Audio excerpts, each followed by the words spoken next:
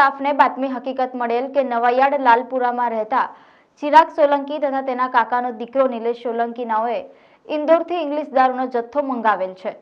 આ દારૂનો જથ્થો ઇન્દોરથી પાર્સલમાં આવેલ છે અને તેઓ બંનેએ ટ્રાન્સપોર્ટ ઓફિસથી પાર્સલ મેળવી ઓટો રિક્ષામાં ભરીને નીકળેલ છે।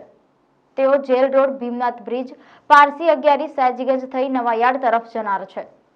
જે બાતમી હકીકત આધારે માહિતીવાળી જગ્યા પર સયાજી હોટલ પાસેથી ઓટો રિક્ષામાં રાખેલો ભારતીય બનાવટનો ઇંગ્લિશ દારૂની બોટલ નંગ 21 કિંમત ₹16,800 ના જથ્થા સાથે બે ઈસમોને ઝડપી પાડી સયાજીગંજ પોલીસ સ્ટેશન ખાતે પ્રોહિબિશન એક્ટ મુજબનો ગુનો રજીસ્ટર કરાવી કાયદેસરની કાર્યવાહી હાથ ધરવામાં આવી છે।